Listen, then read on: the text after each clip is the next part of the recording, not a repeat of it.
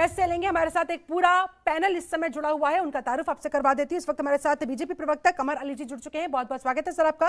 सपा से प्रवक्ता आशुतोष वर्मा जी हमारे साथ मौजूद है। आम आदमी पार्टी का पक्ष रखने के लिए कुलदीप कुमार हमारे साथ जुड़े हुए हैं और कांग्रेस नेता उमाशंकर पांडे भी हमारे साथ बने हुए हैं। आप सभी मेहमानों का बहुत बहुत शुक्रिया, आप लोगों ने समय निकाला इस चर्चा में शामिल होने के लिए।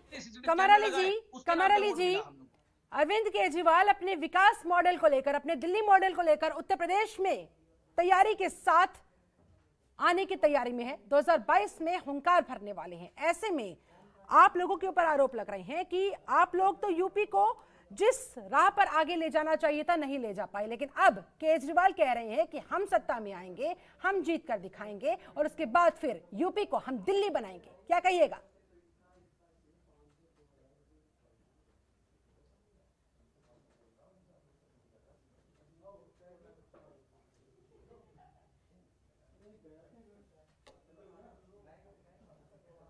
करना और समझाना और हुकूमत करना ये अलग अलग चीजें होती हैं।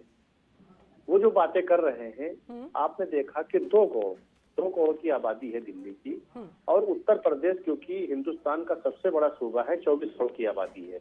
माननीय मुख्यमंत्री जी ने कोरोना काल में जिस तरह गरीबों को सुख सुविधाएं दी, अनाज से लेके इलाज तक की सुविधाएं दी हैं, चाहे जनधन योजना में पैसा हो, तमाम प्रधानमंत्री आवास, तमाम ऐसी योजनाओं का लाभ दिया गरीबों, आखिरी गरीब व्यक्ति को दिया, चाहे अनाज मुफ्त का 4 महीने का हो, चाहे उज्ज्वला गैस योजना हो।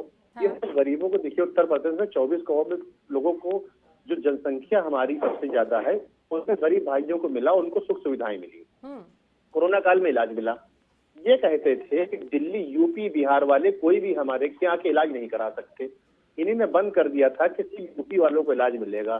तो भाई यूपी, बिहार, जितने भी प्रदेश थे, आपने सबका बंद कर दिया कि उन लोगों को इलाज यहाँ नहीं मिल सकता। माननीय गृह मंत्री जी जब उस मामले में हस्तक्षेप किया, माननीय गृह मंत्री अमित शाह जी ने, तब लोगों को इलाज मिलना चालू हुआ है। आप बताइए, 2 करोड़ की जनसंख्या को आप नहीं संभाल पाते हैं। कोरोना काल जब पड़ा गरीब भाइयों पे, जिस भी जाति धर्म का क्यों ना हो, तो खड़ा कर रहे हैं, लेकिन उसके बाद फिर आपकी तरफ से ये सवाल भी उठाया जा रहा है कि फिर क्यों आखिरकार यूपी के लोगों को दिल्ली आना पड़ता है इलाज के लिए? अगर यूपी में ही वर्ल्ड क्लास सुविधाएं वहां पर उन्हें उपलब्ध हो जाए तो फिर उन्हें दिल्ली आने की जरूरत क्या पड़े? बिल्कुल, मैं आपको बता रहा हूँ, एम्स आप जानती हैं कि दुनिया, हिंदुस्तान में एम्स सबसे पहले कहाँ हुआ, इलाज की सुविधाएं कहाँ हुई, ठीक है। और सरकारों ने जो किया, बाकी प्रदेशों के साथ भेदभाव किया, इनको सब कड़ा छाया मिला है। इन्हीं ने कुछ नया नहीं किया है। मोहल्ला किले की बात करते हैं, अरे भाई प्रधानमंत्री जी तो रोज काम करते हैं, रोज योजनाओं का लाभ देते हैं। आप तो वो बात करते हैं जिस बात में आपकी कोई जान नहीं है।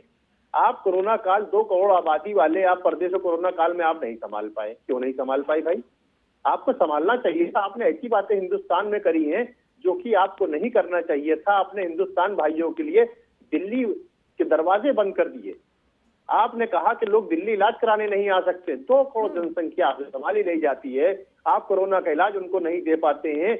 आप फिर कहते उत्तर प्रदेश में हम उस सूबे में चुनाव लड़ेंगे जहां 3 बार आपको हार का मुंह देखना पड़ा है, उसके बाद जमानत जब्त हो गई यहाँ पे कैंडिडेटों की। आप क्या देना चाहते हैं, क्या समझाना चाहते हैं लोगों को? कमर अली जी, ऐसे में तो सवाल आपकी पार्टी पर भी खड़े हो सकते हैं कि देश की राजधानी दिल्ली में कितने लंबे समय से आप लोग सूखा भोग रहे हैं, ये आप भी भली भांति जानते हैं।